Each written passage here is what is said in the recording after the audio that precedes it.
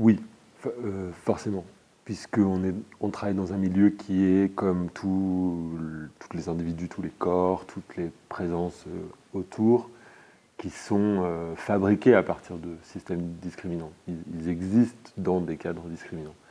Donc la réponse est oui. Après, dans le détail, évidemment que je vais parler des deux milieux que je connais le mieux, c'est-à-dire le monde de ce qu'on appelait de la musique indépendante, ou des musiques indépendantes, et le monde du spectacle vivant, donc, qui inclut la danse contemporaine, les formes de performance pour le plateau et tout ça, qui sont attenantes, on va dire, aux pratiques live de l'art contemporain, comme ça, c'est un peu...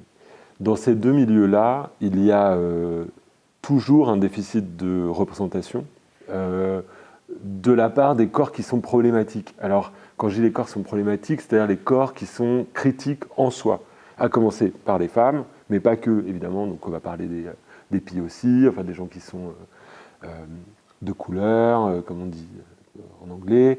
On va parler des corps qui sont pas facilement commodifiables, à, à l'opposition de corps qui sont facilement commodifiables, comme par exemple les garçons homosexuels dans certains vocabulaires qu'on a développés qui passent facile, c'est-à-dire le côté extravagant de la drag queen aujourd'hui est un vocabulaire du spectacle, de l'art contemporain, on va dire. On est moins, ça fait pas friction.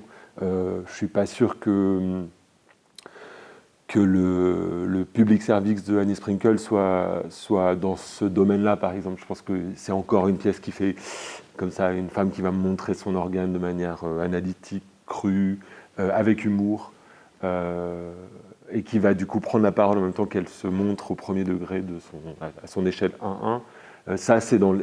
C'est des corps critiques, c'est des corps problématiques. Et pour reprendre l'expression de certains travailleurs, travailleuses du sexe que je connais, la discrimination, elle vient toujours du fait que les corps risqueraient ou pourraient éventuellement prouver qu'il y a discrimination. En fait, on discrimine les corps pour être sûr que ces corps-là ne peuvent pas dire « bah oui, effectivement, il y a eu abus sur tous les autres corps qui ne sont pas critiques ». Donc, par exemple, dans l'exemple du travail du sexe, ça va être il y a une exploitation des femmes dans un cadre domestique, il y a un travail invisible des femmes. Je parle pour le travail du sexe. En tout cas, c'est une femme qui parle quand je le cite là. Mais elle dit donc la travailleuse qu'est la travailleuse du sexe, détournant un argent, détournant une économie pour faire exister le travail réel, qui est l'attention d'une femme pour un homme qui paierait par exemple un service sexuel, c'est souligner et marquer le fait qu'effectivement à un moment donné, il y a une inscription d'un travail qui n'est pas payé plutôt en général. Et donc voilà, donc le corps de la travailleuse du sexe, en l'occurrence qui parle là, serait beaucoup trop subversif et mettrait beaucoup trop en lumière un système qu'on ne veut pas changer en fait. Donc ça, je trouve très intéressant quand on parle d'art, parce que dans les pratiques artistiques, c'est un peu la même chose, c'est-à-dire, tu as des artistes qui sont limites, et là je peux même parler de moi-même, c'est-à-dire j'ai été pendant des années un artiste étrange, on va dire étrange au sens un pied dedans, un pied dehors, soit parce que j'avais plusieurs pratiques, soit parce que je faisais des choses qui étaient pas hyper identifiables de premier abord. C'était pas forcément des travaux queer à l'époque, ou en tout cas pas, c'était pas revendiqué comme ça. Mais ça allait bien parce que c'était, même si je parlais de choses un petit peu, je faisais un peu de blagues sur la sexualité, ou je faisais un petit peu de blagues sur les institutions, ou je jouais un petit peu avec les cadres, mais il y avait toujours un côté ok, c'était ok. À partir du moment où j'ai commencé à travailler dans les domaines du sexe positif plus clairement, auprès des questions queer, c'est-à-dire quand je dis auprès, c'est même à travers, en essayant d'utiliser mon corps comme un champ d'analyse pour comprendre un peu de quoi j'étais fait. Là, j'ai commencé à avoir une toute autre relation aux institutions. D'un coup, soit je rentrais dans des agendas, c'est-à-dire « Ah, on fait une saison sur le féminisme, est-ce que tu veux faire un truc ?» Soit j'ai collaboré avec des lieux dont l'agenda politique était évidemment de manière claire, proche de ces questions-là. Bon, voilà, je ne sais pas s'il faut donner des noms, mais type Transpalette, Bande Images, mais aussi la Fête du Slip, là, plus récemment. Bon. Et alors là, bon, évidemment, on est en alliance, donc les questions sont posées différemment. Ou alors, j'étais j'étais quelqu'un qui avait une histoire. Donc là, pour parler des classes, parce que ça m'intéressait le truc de classe, j'étais quelqu'un qui avait une histoire, donc qui avait déjà travaillé, donc j'étais déjà part des privilégiés. Donc on ne pouvait pas me dire, ah ben non, désolé, pas dans le cadre. On allait me dire, ah mais pas tout de suite. On allait mettre un délai. Parce que la question était soit trop militante, soit trop communautariste. Ça, j'ai aussi beaucoup entendu ça. Ah oui, bon, c'est mieux quand les artistes sont pas vraiment féministes, tu vois, parce que sinon le public, voilà, ça crée ça divise les gens entre eux, tu vois, il y aurait les féministes puis les pas féministes, puis il y aurait les queers et les pas queers, tu vois. Donc ça, évidemment, ça m'a beaucoup violenté et amusé et révolté et motivé aussi, parce que du coup, ça me fait travailler. Mais ça m'a fait aussi beaucoup poser de questions sur qu'est-ce que c'est que cette forme de bourgeoisie, en fait, de classe, qui détermine que certains ont les codes et que tous ceux qui n'auraient pas les codes feraient partie d'une étrangeté qu'il faudrait peut-être éduquer. Donc là, c'est carrément colonial de base. Sans même parler de race, je veux dire, même sans parler d'histoire de race, d'héritage postcolonial ou de choses comme ça, parce que dans la question, il y avait aussi une notion de comment est-ce qu'on pourrait voir en perspective la notion de race. Mais déjà, avant de rentrer là, pour moi, il y a avant tout un problème de compréhension presque géographique en fait, des pratiques artistiques et de la fonction de l'art en fait, et du coup du rôle des artistes. Je devais répondre à une interview il y a peu de temps qui était à quel moment et dans quelles circonstances avez-vous l'impression que l'art peut agir sur le monde? Et moi, j'ai dit, je ne veux pas agir sur le monde. En fait, je suis dans le monde, en fait. Donc, j'agis dans le monde, où les choses agissent sur moi, en tout cas, le phénomène de proactivité ou de propassivité, ça ne marche pas du tout dans moi, comme ça. Donc, ça aussi, c'est une autre manière de... Je parle de géographie, parce que pour moi, c'est vraiment comme ça. C'est-à-dire, on va placer une institution au milieu d'un lieu, et puis on va dire, les gens, ils ne connaissent pas, mais on va leur apprendre à comprendre l'art contemporain. Mais pour moi, l'art contemporain, c'est un système de valeurs qui est à réenvisager en permanence. Donc on peut aussi dire que l'art contemporain, c'est cet échange avec le lieu qu'on a décidé de rencontrer, si on a vraiment envie de se rencontrer, je ne sais pas. Donc voilà, pour moi, la question, c'est plutôt qu'est-ce qui va rationaliser une règle et qu'est-ce qui va déterminer un territoire, en fait. Qui a la main sur le fait que ça soit queer ou pas queer, féministe ou pas féministe, ou en tout cas, qui a la main sur le fait qu'un public comprenne ou vive une expérience féministe ou pas féministe, ou une expérience queer ou une expérience pas queer, qui a la main là-dessus? Je ne suis pas sûr que ce soit forcément toujours les mêmes et toujours les bonnes personnes aussi. Ça, c'est une question que je me pose souvent. Et l'autre, c'est est-ce qu'on peut inventer une manière de se comprendre les uns les unes les autres à travers d'autres notions que l'acquis, que les choses que des choses qu'on peut reconnaître, par exemple. Est-ce qu'on pourrait avoir foi en ce qu'on ne connaît pas et peut-être que ce qui peut faire lien, c'est l'abandon collectif dans quelque chose c'est comme quand on fait du toboggan ensemble, donc il y a une espèce d'excitation comme ça au fait de faire ensemble quelque chose qui est vertigineux. Voilà. Je dis ça parce qu'en fait, je pense aussi à ma vie en tant que musicien. Je suis désolé de ne pas avoir plus d'exemples. Peut-être je peux juste parler 2 secondes des autres. Moi, j'ai toujours regretté dans le milieu de la musique de voir des femmes qui étaient toujours assignées à quelque chose. Dans le milieu de la musique, les femmes sont soit hyper canon, genre elles sont belles, elles sont désirables, elles sont dans le monde fantasmatique de l'héritage de la Lolita, ou de la femme ensorceleuse. Tu vois, voilà, il y a ce domaine-là. Ou alors, elles sont monstrueuses. Elles sont grosses, elles sont noires, mais il y en a une à chaque fois. Il y a Safia Nolin, et puis c'est que elle. Puis elle, c'est la grosse. Et puis toute sa com va tourner autour du fait qu'un jour, elle s'est fait insulter parce qu'un jour, elle a reçu un prix, puis elle a dit qu'elle est venue en t-shirt avec une chemise canadienne. Bon, soit dit en passant, qui est aussi dans une gamme de familles de fringues qui peuvent faire penser à... Bon. Et elle reçoit plein de trucs en disant « mais une chanteuse ne peut pas décemment s'habiller comme ça à une remise de prix ». Alors voilà, et elle dit, mais je viens de faire un album. Enfin, bon, donc du coup, tout le storytelling qui entoure ce corps, déjà, parle très peu de sa musique, donc ça on connaît déjà, mais parle surtout de tout ce qui pourrait faire qu'elle serait un corps étranger, encore une fois. Donc on va faire tout pour qu'elle soit étrangère de nous.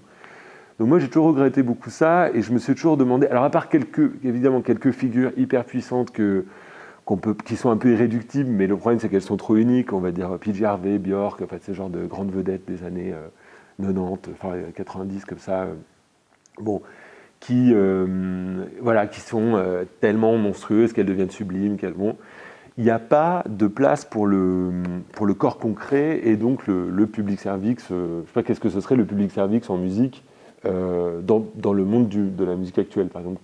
Quel corps fait ça? Il y a eu quelques endroits, je crois, peut-être un peu avec Peaches, dans certaines espèces de trucs un peu en échec, des images un peu coupées, un peu ouvertes comme ça, pas des images très cristallisées. Bon, il y en a, hein, mais je veux dire, en tout cas, dans mon entourage, quand moi j'ai commencé à tourner, surtout en voyant les artistes qui étaient choisis, .e.s, mais quand même plutôt .i, tu vois, c'était surtout des garçons, en général, ou alors des groupes composés principalement de garçons. Enfin bon, on connaît la chanson déjà. Donc je regrette, moi, de ne pas avoir été plus vigilant plus tôt à, pourquoi pas, voilà, inviter par exemple des gens à jouer avec moi. Je l'ai fait, hein, mais je veux dire, à inviter des femmes à jouer avec moi, ou à je sais pas, juste à éclairer le milieu là-dessus, mais comme on est tellement précarisé, qu'on nous rappelle en permanence que, encore une fois pour parler de classe, qu'il y a des artistes, les artistes sont précaires, les programmateurs, ils ne sont pas précaires parce qu'ils ont accès au champagne et à l'hôtel en festival, les artistes, ils ont accès à, oui, l'hôtel peut-être, mais moins, puis tu peux pas avoir le VIP parce qu'en fait, tu as fait la première partie, donc il faut attendre, enfin... Donc on est constamment dans un jeu de pouvoir, en fait, constamment. Donc ça, c'est un peu pour parler de ce que moi j'ai vu. Pour moi-même, c'est plutôt des questions de représentation, c'est-à-dire quand... je sais pas, j'ai eu des managers très straight, comme ça, très hétéros, enfin très hétéras, des femmes, voilà, managers, quoi, très adorables, qui m'ont vachement aidé, avec qui on a très bien travaillé, mais pour qui les codes de l'homosexualité masculine, par exemple, c'était un peu genre, ça va le piercing, mais genre pas le gros anneau, les bretelles d'accord, mais pas en cuir, enfin ce genre de truc, tu vois. Mais moi j'ai entendu, hein, dans mon parcours, j'ai entendu ça fait un petit peu PDSM, pour un mini short je parle avant de Hot Bodies of the Future, mais bon, ça m'a énormément blessé en fait. C'est-à-dire que j'étais là, et même si j'étais un vrai PDSM militant, je fais quoi alors? J'ai pas le droit de jouer mes chansons, alors que les gens les écoutent, enfin, qu'est-ce que ça veut dire? Donc ça, je l'ai observé. J'ai observé aussi qu'en fait, il n'y a pas beaucoup de place pour le discours, en fait. C'est-à-dire qu'on est tenu à des activités commerciales et de diffusion, en fait. Et donc, le problème est qu'il faut être hyper intelligent, et donc ça veut dire 3 fois plus de travail pour réussir à mettre à l'intérieur de produits, d'objets qui sont produits, et je parle de mon corps avec, des enjeux problématiques et critiques. Et dans la réalité du travail, dans le temps qui nous est donné, la réalité du travail, c'est difficile des fois, je dois dire. C'est pas que je me plains, hein, je suis un des chanceux et des bien privilégiés dans ce milieu-là. Mais je veux dire que je remarque quand même que tous les artistes qui essayent de résister un peu sont beaucoup plus fatigués que plein d'autres artistes, je trouve. Après, ils sont fatigués et sublimes, parce qu'ils sont, je les admire énormément et je trouve qu'on a raison de se battre. Mais encore une fois, si on revient à cette histoire d'invisible labor et de travail invisible, je pense qu'il y a une quantité de travail sur la... Je sais pas qu'est-ce que c'est, je sais pas ce que ça s'appelle, la réintégration, je sais pas comment ça peut s'appeler ça, mais tout ce travail de se rendre familier, en fait de réintégrer l'île dont on a été écarté. Parce qu'à un moment donné, on va dire, bah, toi, t'es dans les marges. Bon, est-ce que je suis dans les marges? Oui, je suis dans les marges si j'ai besoin de résister. Oui, quand je suis militant, je me mets moi-même dans les marges. Mais c'est moi qui vais dans les marges parce que je cherche. Je cherche là où il y a une faille, où il y a un truc qui déconne, où on peut avancer. Mais ça, c'est une démarche militante, c'est pas mon travail de... ça n'a rien à voir avec les échanges que j'ai dans les bureaux. dans les bureaux, je voudrais qu'on parle un langage commun, en fait. C'est ça qui me choque, moi, personnellement. Est-ce que j'ai pris beaucoup de bateaux? Oui, je crois que j'ai pris beaucoup de bateaux.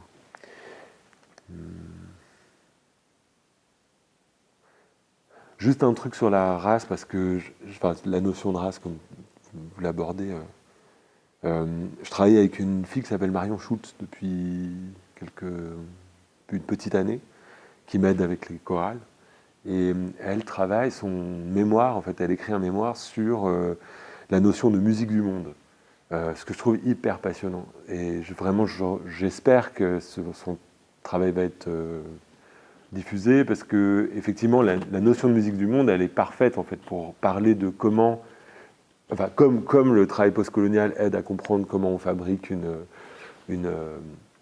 discrimination, enfin comment ou le féminisme aide à comprendre comment systémiquement on fait jouer le pouvoir d'un corps envers l'autre. En écoutant Marion, justement, je m'intéresse à ça d'un angle en fait, d'un coup, c'est vraiment presque des questions de composition. C'est-à-dire que ça veut dire quoi utiliser des marimbas, ça veut dire quoi utiliser des sons, le Debussy, les gamellans. Tu vois. T'as un mec, dans le fin du 19e, il part, il va à l'exposition universelle, qui est le truc, la grande messe coloniale absolue. Il entend des gamellans, il trouve ça sublime. Il est là, vas-y, mais c'est génial. Et ces petits gens là, avec leurs petits instruments. Et d'un coup, il invente l'ambiance, qui est le plus gros. Il invente la musique qu'on peut dire spatiale. Enfin, une musique qui ne serait pas psychologique. Donc c'est la révolution absolue du XXe siècle en musique. Je sais pas, il y en a peut-être d'autres, hein, mais en tout cas, celle-là, c'est une majeure. Donc qu'est-ce que je fais, moi, qui fais de la techno, qui suis l'héritier direct de ces gens-là? Comment est-ce que je ne suis pas hyper raciste au moment où je suis content de mes petits marimbas obsessionnels, tu vois? C'est ça qui est difficile, je trouve. Et donc, du coup, est-ce qu'il faut surfer là-dessus en se disant, bon, comme mon corps est plein de patriarcat et d'abus et d'idées aussi que je me fais sur quel homme je devrais être, quel garçon homosexuel je devrais être, quelle folle je devrais être, quelle fée je devrais être, est-ce que je décide de dire, je vais dans le mouvement, c'est-à-dire j'accepte ma monstruosité paradoxale et je soigne, je prends soin, je soigne, ou est-ce qu'il faut anéantir, tu vois? Est-ce qu'il faut ne pas faire et revenir du coup à des cultures qui seraient strictement la mienne? Mais c'est quoi une culture qui est strictement la mienne? Et du coup, je trouve on est toujours en perte, on est toujours en défaut. Il y a toujours quelque chose qui est... on est toujours en déficit de quelque chose, c'est-à-dire t'es jamais assez quelque chose. Je pense qu'il faut se calmer de ça, en fait. Il faut réussir à... faut faire le deuil, quoi. C'est vraiment du deuil. Moi, je vois que ça. Silence, deuil... Ouais, je sais pas, ouais. Perte, quoi. Perte, faut apprendre à perdre. Je crois que c'est le seul moyen, pour moi, au moins de changer d'angle, quoi, tu vois.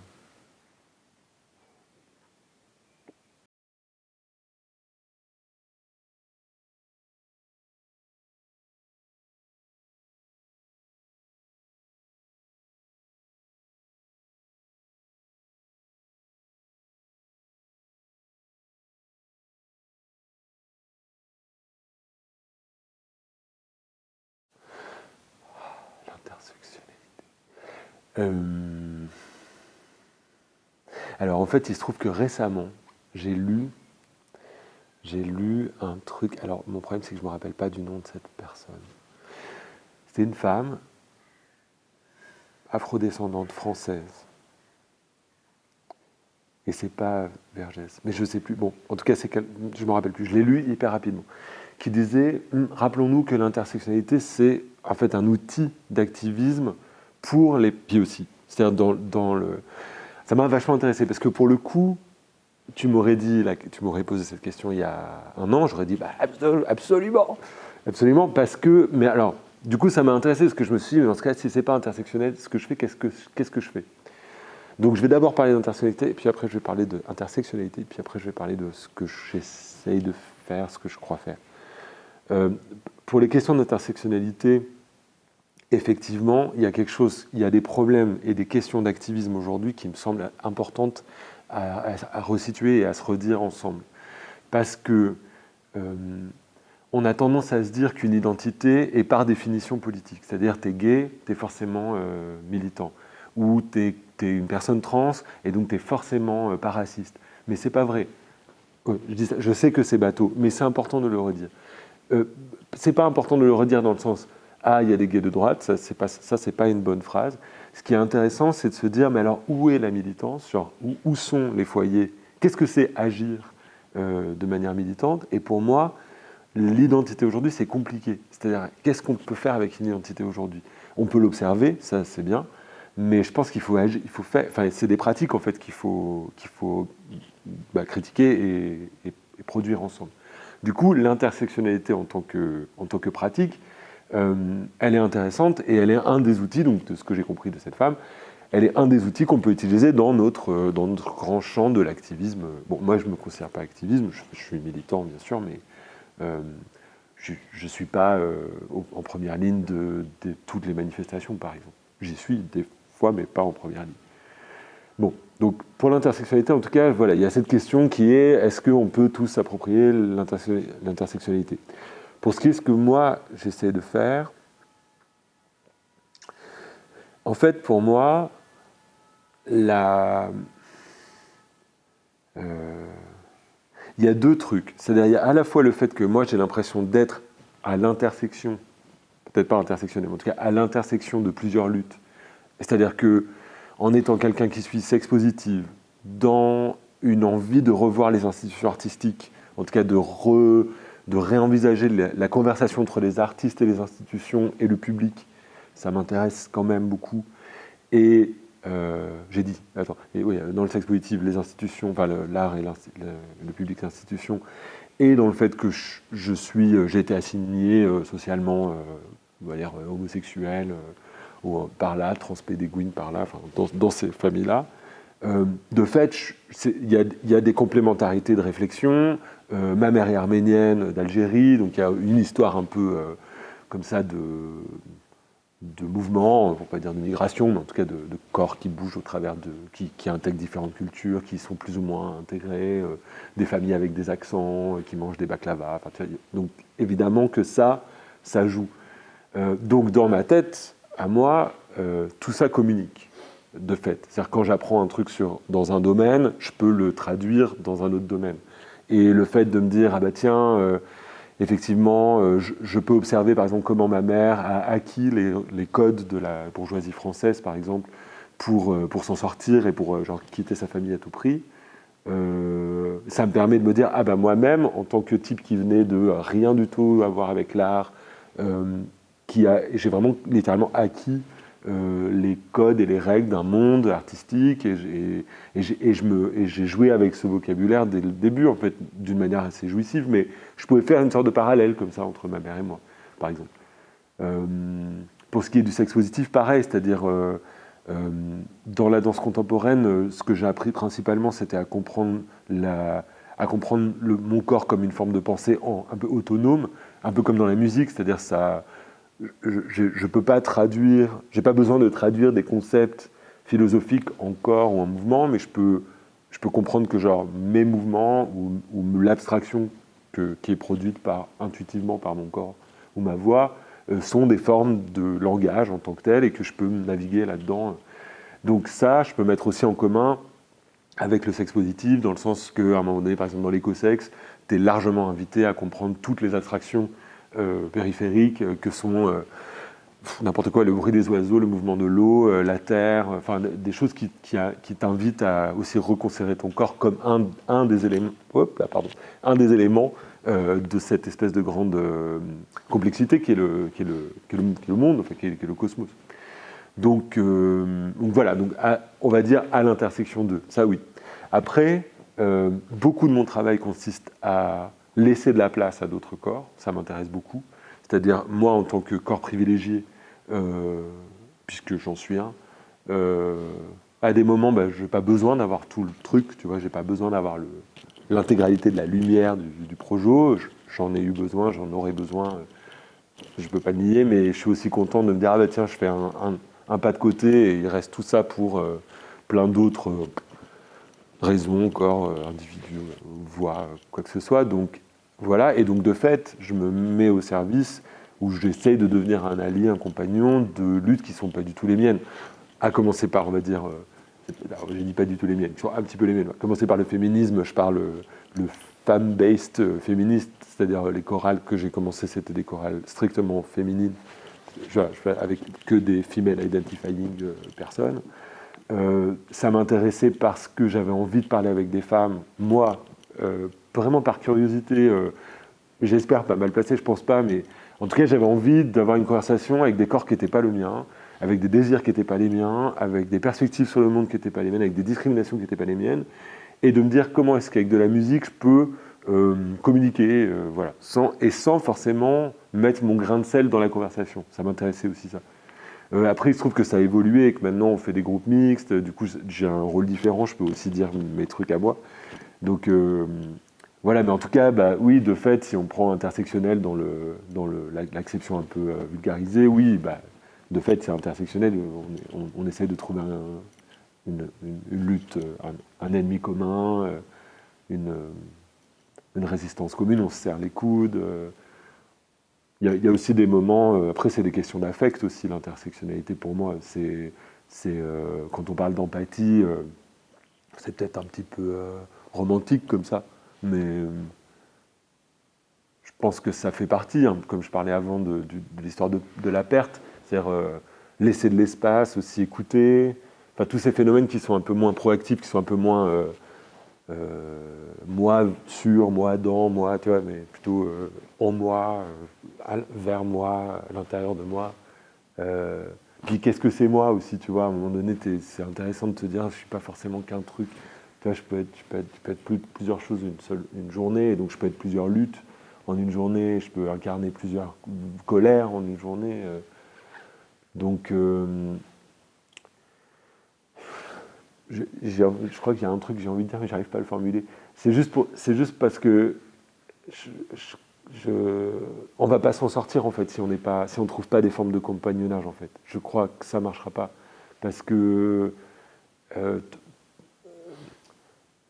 par exemple cette espèce d'infantilisation des révoltes aujourd'hui, qu'on dit les médias ont toujours manière de montrer les Black Blocs par exemple comme des jeunes adolescents pas contents qui ont brûlé un putain de McDo, tu vois.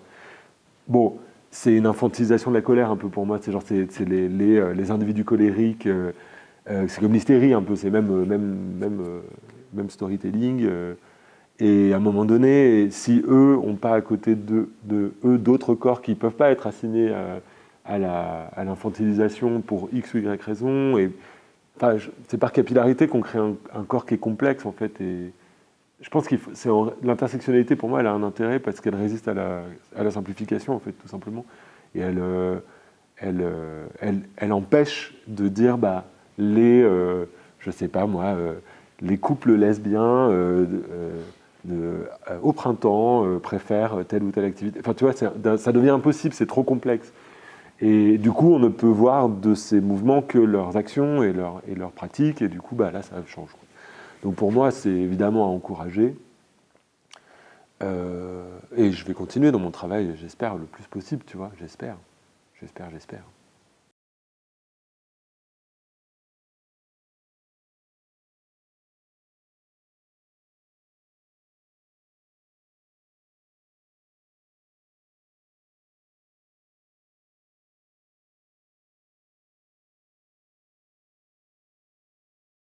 Bah déjà, c'est désespérant, déjà, juste pour dire ça.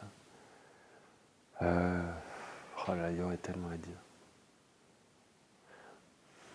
Bon, déjà sur la baisse, sur le fait que ça baisse, je suis bien malheureusement pas étonné du tout. Euh,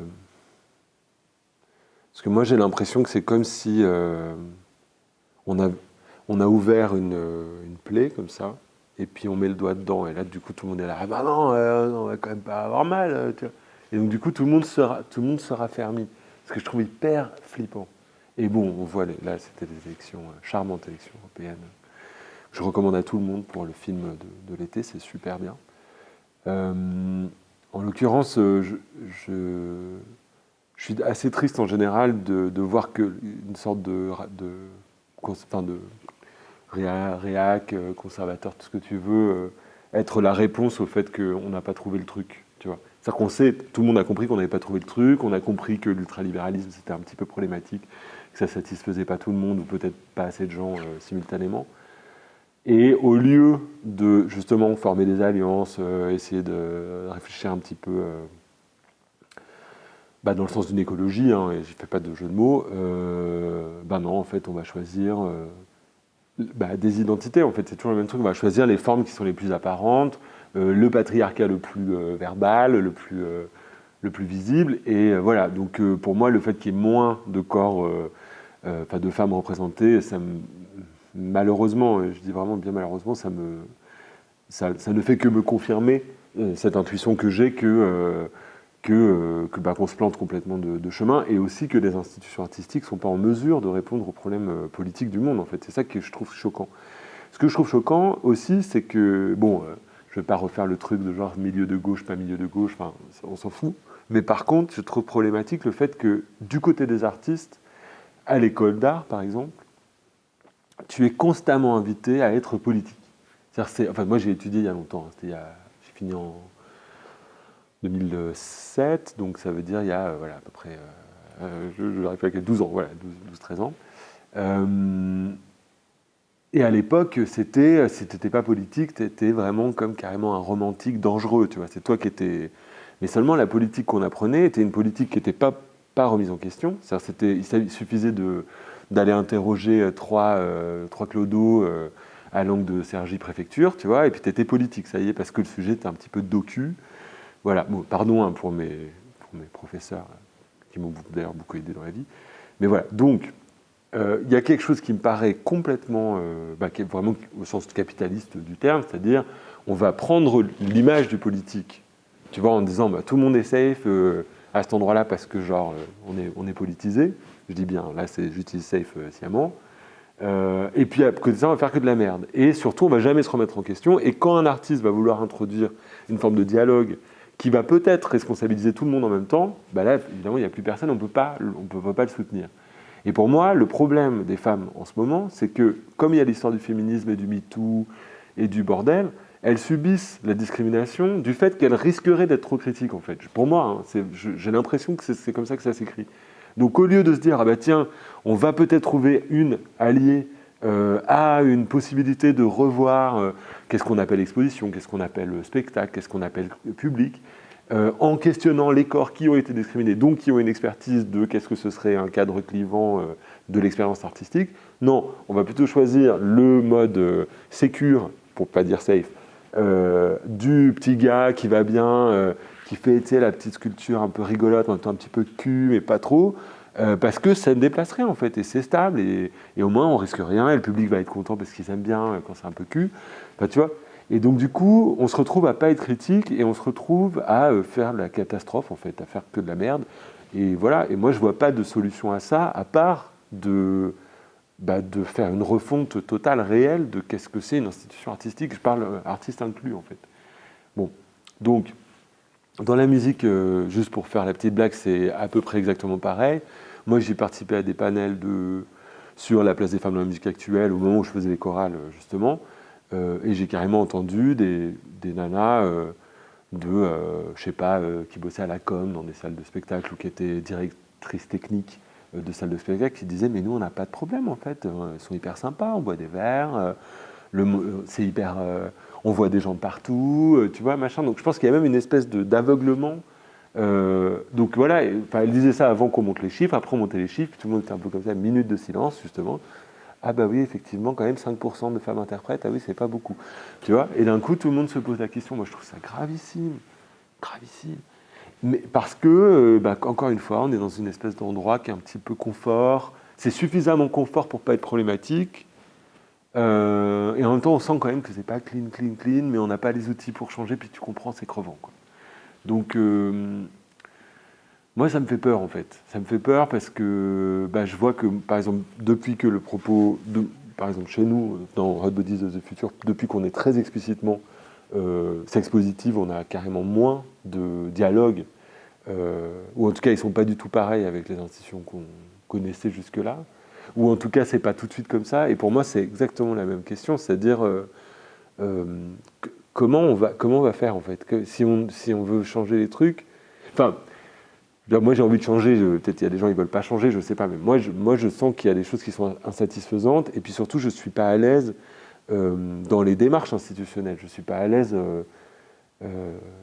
quand on fait des festivals que pour les femmes, je suis là, mais attendez, ça veut dire quoi, enfin, comment... Est-ce que c'est comme ça qu'on va y arriver en fait en se disant alors bon c'est comme la journée de la femme, tu vois, bon, la journée internationale des droits de la femme, c'est très important, mais bon, je suis sûr qu'il y a plein d'autres moyens de faire exactement la même chose de manière vachement moins maladroite et donc voilà, je m'inquiète beaucoup pour parler de la France parce que la question s'adresse à la France. Moi, je pense que le problème principal de la France, c'est le langage et l'Algérie. C'est un peu là où je parle aujourd'hui. Enfin, je fais un peu des grosses généralités, mais la première chose, c'est vraiment le langage. C'est-à-dire quand je trouve qu'on a un rapport aux formes et à la langue qui est on est beaucoup trop confiant de notre rapport à l'oralité. Et donc, le problème du langage, à la fois que c'est génial pour la poésie et le cinéma, mais en même temps, enfin le cinéma, en tout cas les scénarios, mais en même temps, ça limite énormément la compréhension du réel. En fait, c'est que tout n'est pas rationalisable avec du langage. En fait, il y a des choses qui se vivent. Enfin, moi, ce que j'aimais bien dans les, bon, un peu dans ce qu'approche Butler, enfin, dans les vieux textes, les premiers textes queer que j'ai lus, même chez Stigler, il y a un peu ça des fois. Ils disent, bah alors c'est où le refuge si on veut vraiment être pas attrapable par le capitalisme, il faut aller dans une espèce de zone où il n'y a pas de langage, parce que comme le capitalisme il se nourrit de langage, il faut trouver l'endroit de l'affect où il ne peut pas venir manger, puisque c'est pas on ne peut pas le reproduire, tu vois, puisqu'il n'y a pas d'image. Ça m'intéresse énormément.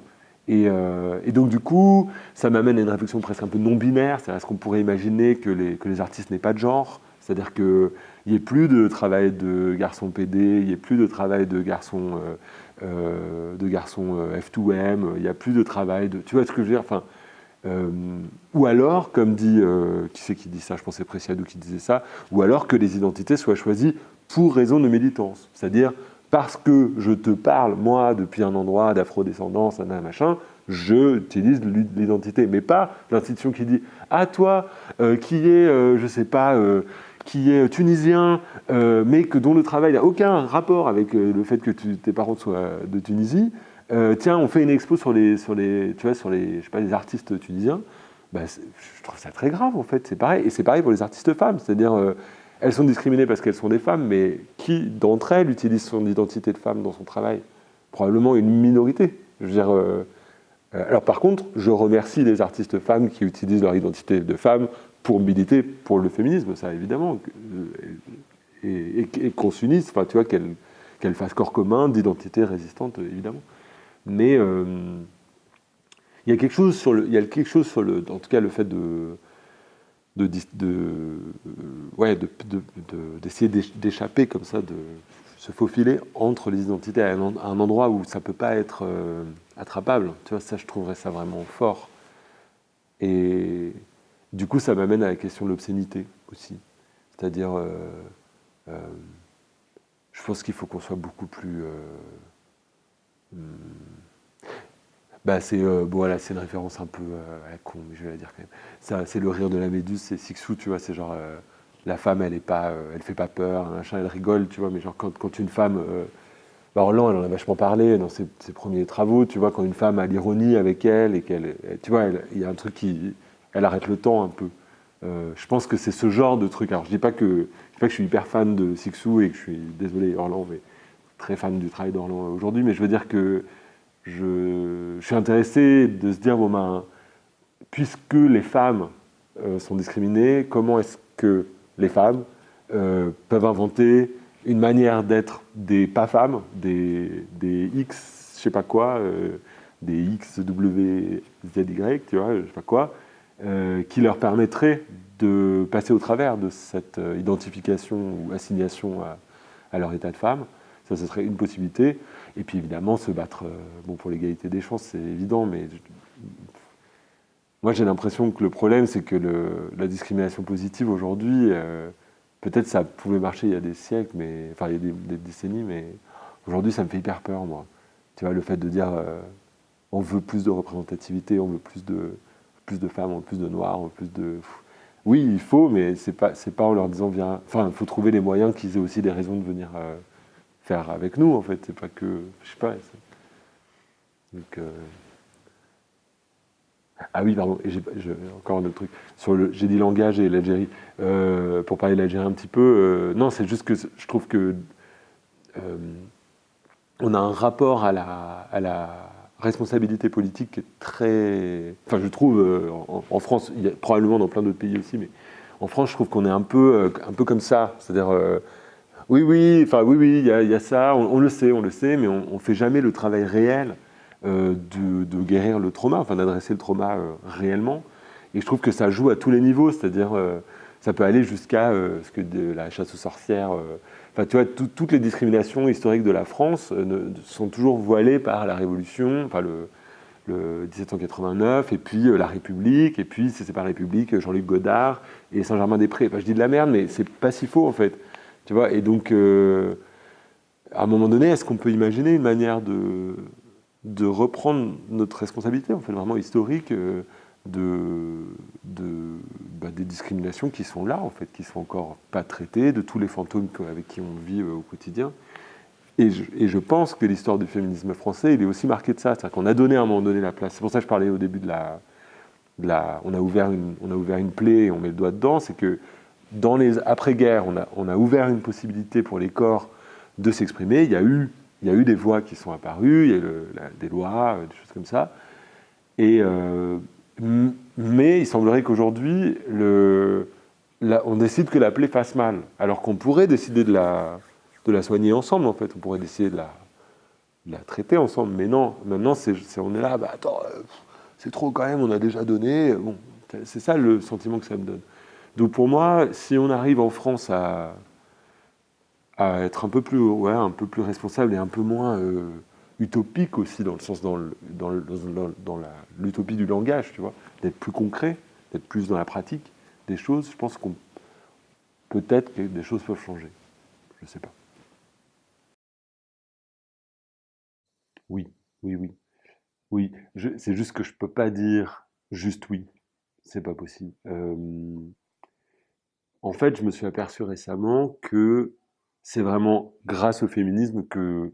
Le féminisme, pour moi, c'est un peu l'algèbre de base de plein de formes de militance ou d'activisme. En tout cas, c'est comme ça que j'ai choisi de l'utiliser. Euh, Parce qu'en fait, bon, le premier truc qui est... Avant que je travaille avec des femmes vraiment en proximité, je me posais beaucoup de questions sur la sexualité gay et surtout sur la sexualité dans les backrooms et tous ces trucs-là.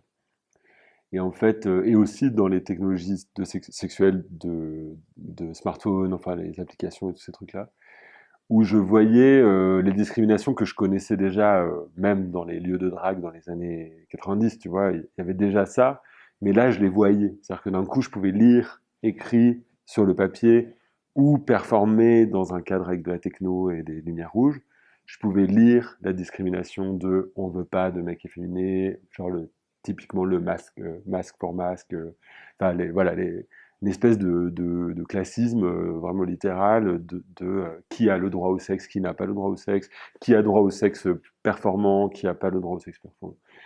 Et, euh, et en fait, je me disais, mais moi-même, je ne comprenais pas bien où était le sol de ces discriminations-là, jusqu'au moment où je me suis dit, mais en fait, c'est de la misogynie déplacée, en fait. C'est-à-dire, c'est l'image du garçon passif et féminin qui est donc mis de côté ces machines de fantasmes, c'est pas que des machines d'ailleurs, dans ces pratiques aussi, euh, ce serait une image d'un autre corps, fantôme, qui serait un corps affaibli, un corps passif, au sens passif, c'est-à-dire qui serait, voilà, qui traduirait tout ça. Donc enfin, le féminisme m'intéressait d'abord par cet angle-là, puis ensuite j'ai observé la vie de ma mère, très bêtement, qui, un peu à sa manière, a fait que des choix d'autonomie. En fait, elle est partie très tôt de chez elle, elle a fait un môme quasiment toute seule, elle m'a élevé seule, elle a monté ses propres affaires,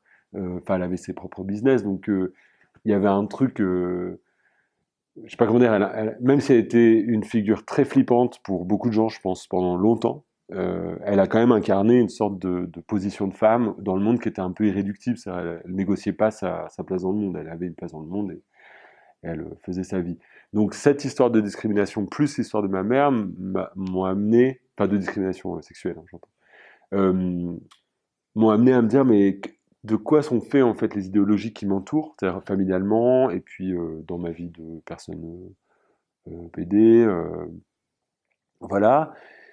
Et donc, j'ai commencé à parler avec des femmes, vraiment littéralement avec des femmes ou des personnes qui s'identifiaient femmes pour comprendre de quelle discrimination elles parlaient quand elles s'exprimaient là-dessus, quels étaient leurs parcours dans la journée, parce que par exemple, j'avais jamais vraiment éprouvé, je parle sympathiquement, qu'est-ce que c'est le parcours d'une femme dans la ville au quotidien. Je parle vraiment tu vois, d'une personne qui visiblement est une femme dans la rue.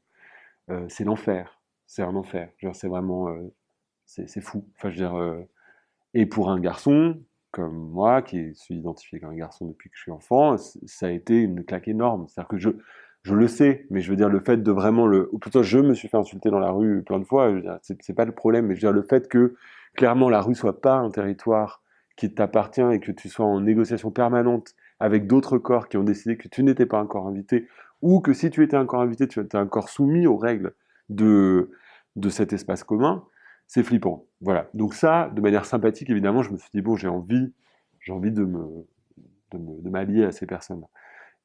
Très tôt, j'ai fait des travaux avec des travailleuses du sexe. J'ai beaucoup, j'ai fait des pièces radiophoniques avec elles, des œuvres écrites, des photographies, des choses comme ça. Donc, les travailleuses du sexe m'ont aussi beaucoup rappelé et quelque chose qui est encore très fort dans ma pratique aujourd'hui, qui est que les minorités, et j'inclus les femmes aux minorités, encore une fois pour des questions de militance, pas forcément pour des questions de faiblesse, mais que les minorités avaient des savoir-faire spécifiques et des savoir-faire politiques spécifiques qui pouvaient réinformer le monde politique plus large.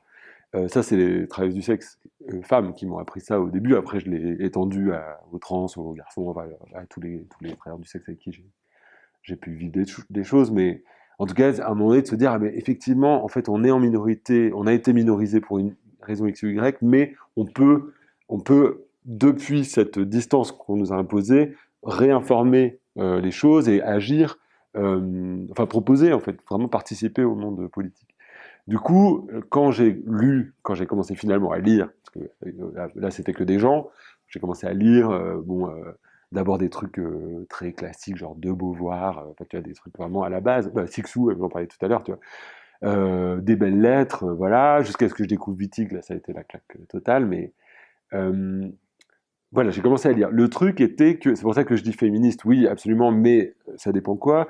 Le truc était que c'était beaucoup des luttes de femmes pour les femmes, c'est-à-dire vraiment dans l'idée de libérer une sexualité féminine, enfin en tout cas de corps de femmes, beaucoup autour du clitoris, du vagin, de choses que moi dont je ne dispose pas et je ne suis pas fait avec ça. Et donc il y avait un problème pour moi parce que, enfin, en tout cas, il y avait une limite. Il y avait une limite à mon féminisme du fait que organiquement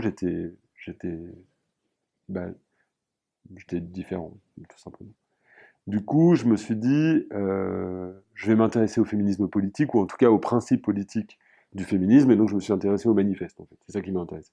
Et donc, j'ai fait beaucoup de travaux, notamment des chorales, autour de lectures de manifestes féministes, parce que c'était comme si c'était un cadeau de la part des activistes féministes de pratique. C'est comme si on me disait, si tu as envie d'être féministe, voilà une série d'actions possibles que tu peux faire seul ou accompagné, tu te débrouilles, mais voilà. Et donc, la responsabilité était la mienne, et le résultat était à souhaiter réinformer, enfin, revenez à ce corps-là, donc c'était bien.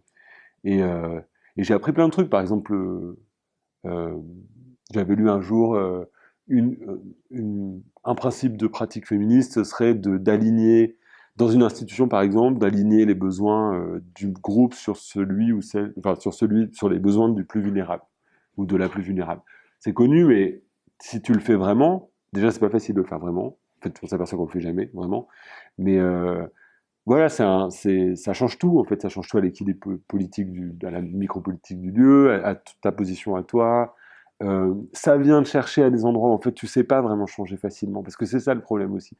C'est quand tu commences à t'occuper des constructions, parce que c'est donc le premier truc que le féminisme demande, tu t'aperçois de tous les blocages, de toutes les crispations, d'angoisse, ça va te demander d'aller chercher à des endroits où tu es là, mais je sais pas si je peux perdre ce truc-là. C'était confort jusque-là, je me suis déjà assez battu, enfin ce genre de truc. Donc aujourd'hui, je peux dire oui, je suis évidemment un allié du féminisme. J'essaie vraiment au quotidien, heure par heure, peut-être de me poser la question de comment j'interagis avec les autres, qu'est-ce que je fais de mes prochains, qu'est-ce que je fais de moi-même aussi, comment je considère mon corps aussi, et mes besoins.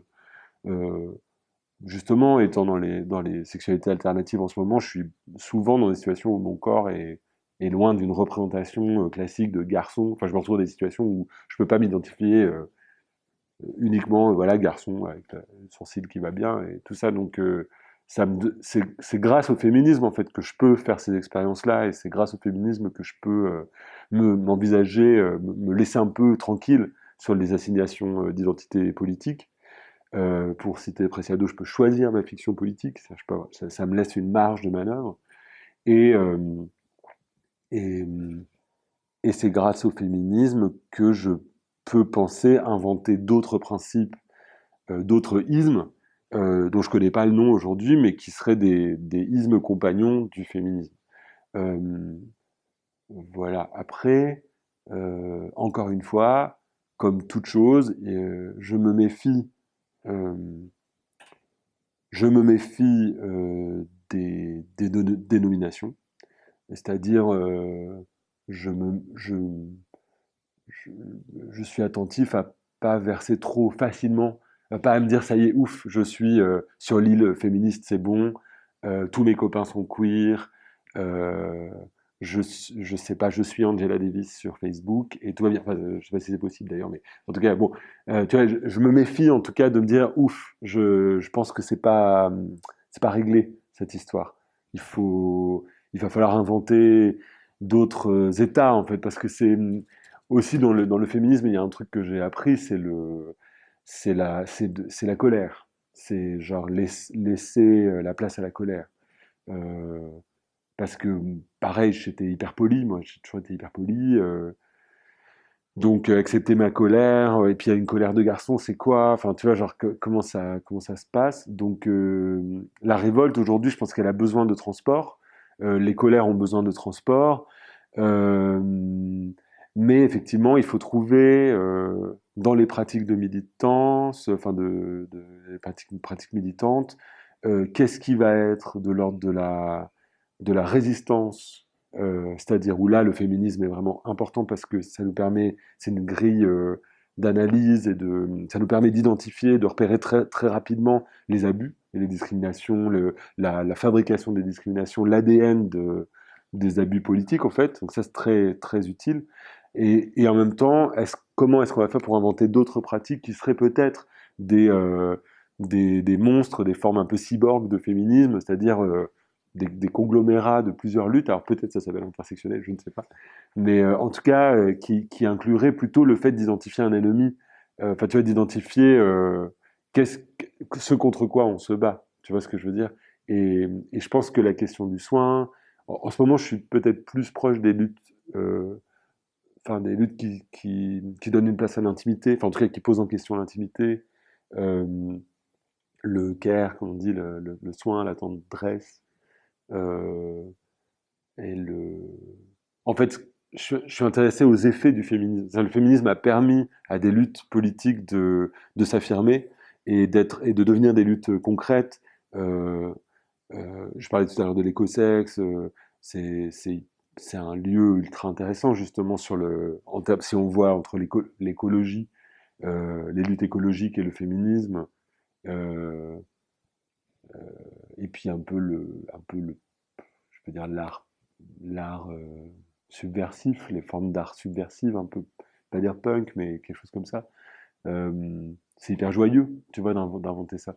Donc moi, est-ce que je suis féministe? Oui, mais je me sens plus d'un héritage, je me sens plus un compagnon en bas de la cascade. Tu vois, je suis dans le domino, quelque part sur le domino, à essayer de chercher qu'est-ce qu'on invente maintenant, tu vois.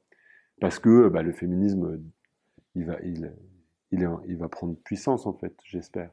Avec l'avancée des discriminations à la con, on n'a pas vraiment de choix, je crois.